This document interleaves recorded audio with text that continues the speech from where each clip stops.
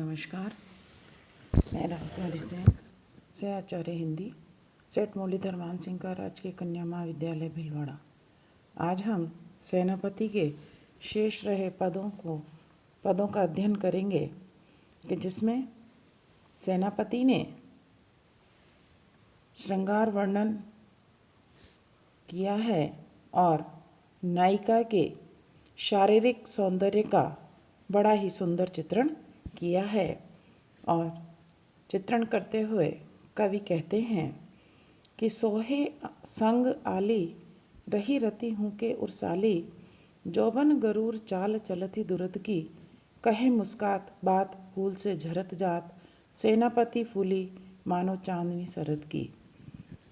कि यहाँ सेनापति ने श्रृंगार वर्णन करते हुए नायिका के शारीरिक सौंदर्य का और रूप का बड़ा ही सुंदर चित्रण किया है।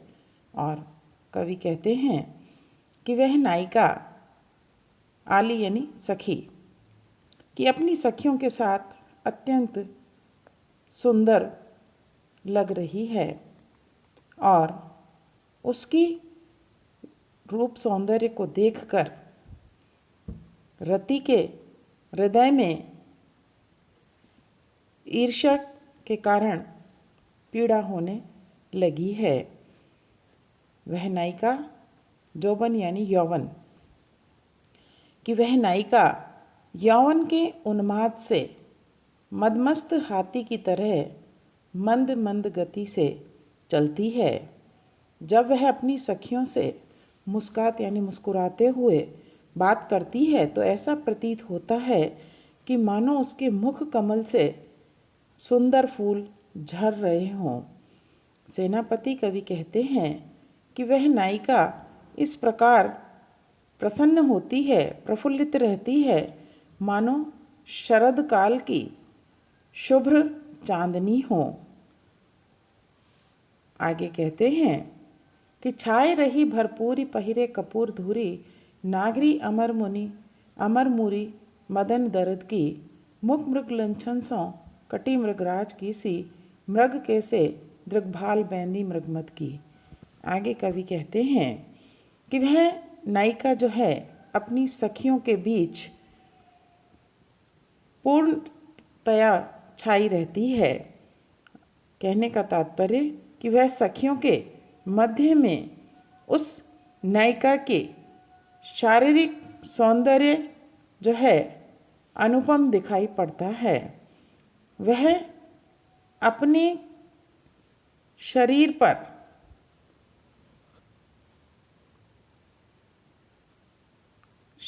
पर कपूर का सुगंधित लेप किए रहती है तथा वह ऐसी नायिका ऐसी लगती है कि मानो काम पीड़ा का उपचार कर देने के लिए अमर कर देने वाली जड़ी बूटी है। उस नायिका का मुख चंद्रमा के समान सुंदर है तथा उसकी कमर जो है कटी यानी कमर, उसकी कमर सिंह के समान पतली है।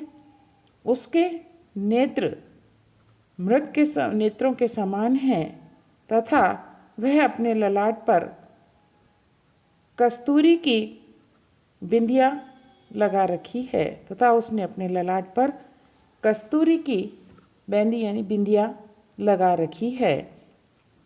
इस प्रकार सेनापति ने नायिका के सौंदर्य का बड़ा ही सुंदर चित्रण किया है। यहाँ अनुप्रास, रूपक, उपमा और उत्प्रेक्षा अलंकार है। कि आगे कवि नीति परक वर्णन करते हुए कहते हैं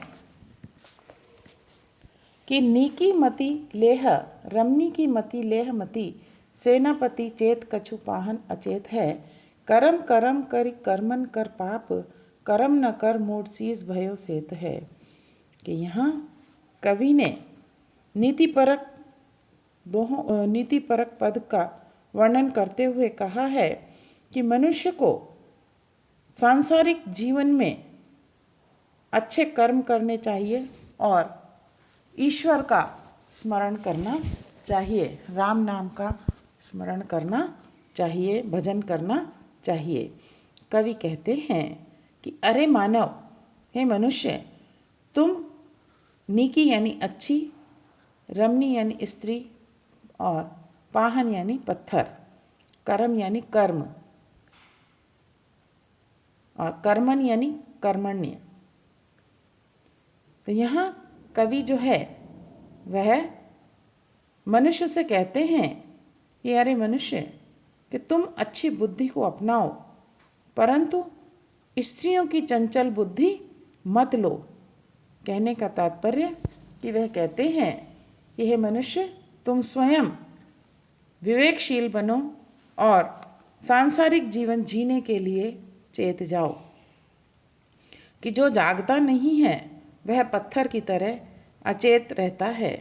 इसलिए लगातार तुम्हें कर्म करते रहना चाहिए और कर्मण्य बनना चाहिए।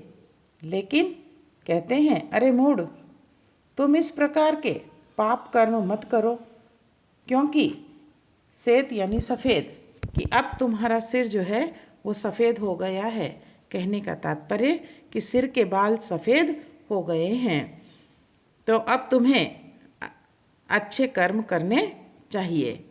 कि आवे बनी जतन ज्यों, रहे बनी जतनन, पुण्य के बनिज तन मन किन देत है, आवत विराम बैस बीती अभिराम ताते, करी विश्राम भाजे रामे किन लेत है। आगे कवि कहते हैं कि हे मनुष्य, तुम्हें श्रेष्ठ कर्म करने चाहिए, कि जिस तरह भी उपाय बने उन उपायों को तुम्हें करते रहना चाहिए और पुण्य की खातिर अपना तन मन समर्पित कर देना चाहिए। कि अब तो सांसारिक जीवन से विराम लगने वाला है और सुंदर अवस्था बीत गई है, अर्थात अब वृद्धावस्था आने से कभी भी इस जीवन काल का अंत हो सकता है, अर्थात मनुष्य मृत्यु को प्राप्त हो सकता है। इसलिए मोह माया को छोड़कर बाहरी कार्यों से विश्राम लेकर अब राम नाम का भजन क्यों नहीं करते हो, कि श्री राम का नाम स्मरण, प्रभु का भजन क्यों नहीं करते हो, कि यही ईश्वर का स्मरण तुम्हें संसार सागर से पार लगा सकता है। कि यहाँ कवि ने मनुष्य को विवेकशील, कर्मण्य और मोह माया से मुक्त रहते हुए ईश्वर के स्मरण करने पर बल दिया है। कि यहाँ अनुप्रास, यमक, रूपक आदि अलंकार है। आगे कवि कहते हैं, कीनो बालापन बाल केली में मगन मन, लीनो तरुणापे तरुणी के रस्तीर को, अब तू जरा में पर्यो मोह पिंजरा में, सेनापति भजू राम जो हरैया दुख पीर को। कि यहाँ कवि जो है कि बाल केली यानी बचपन, कि यहाँ कवि जो है वह मनुष्य को कि वृद्धावस्था आने पर स्वयं को उस ईश्वर के भजन में लगा देने का उपदेश देते हैं। कवि कहते हैं कि बाल केली यानी बचपन के खेल, तरुणापे यानी जवानी, बुढ़ापा, पिंजरा यानी पिंजड़ा, जरा यानी बुढ़ापा। कि यहाँ कवि कहते हैं कि मनुष्य को श्रेष्ठ कर्म करने चाहिए, पुण्य कर्म करने चाहिए और ईश्वर की भक्ति करनी चाहिए। कहते हैं कि अरे मानव, तुमने बालपन में बचपन की अनेक क्रीड़ाएं की, बचपन के अनेक खेल खेले, जिससे तेरा मन अत्यंत प्रसन्न रहा। कि जवानी में भी तुमने स्त्री सुख भोग को पूरी तरह भोगा, अब यौवन बीत गया है और वृद्धावस्था आ गई है, फिर भी तुम मोह माया के पिंजरे में फंसे पड़े हो। इसलिए कवि कहते हैं कि मोह माया को छोड़कर भगवान का भजन करो, क्योंकि वे श्री राम हैं जो सभी के दुखों को दूर करने वाले हैं, दुखों का हरण करने वाले हैं, इसलिए तुम्हें निरंतर उस परमात्मा का, उस ईश्वर का भजन करना चाहिए। कि चितहि चिताऊ भूली काहू न सताऊ, आऊ लाहे कसो ताउन बचाऊ दे शरीर को, लेह देह करी में के पुनीत कही लेह दे, जी भई अब लेह ये है सुरसरी नीर को। कहते हैं कि चाहे कैसी भी स्थिति हो, उस भगवान का भजन करते रहना चाहिए, भूल कर भी तुम्हें किसी को सताना नहीं चाहिए। कि चाहे जैसी भी स्थिति में हो, चाहे कैसे भी रहना पड़े, मनुष्य को लोभ लालच मोह माया आदि से शरीर को बचाकर रखना चाहिए। कि इस शरीर में, इस जीवन में ले देकर पवित्र पुनीत पुण्य कार्य करते रहना चाहिए। कि अपनी जिह्वा से गंगा नदी के पवित्र जल का अवलेह करते रहो, उसका आचमन करते रहो, ताकि मन जो है वह परमात्मा की ओर झुक जाए।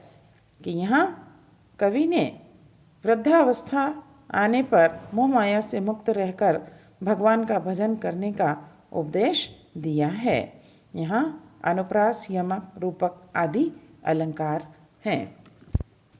कि आज हमने आपको सेनापति के विषय में शेष रहे पदों का अध्ययन कराया है।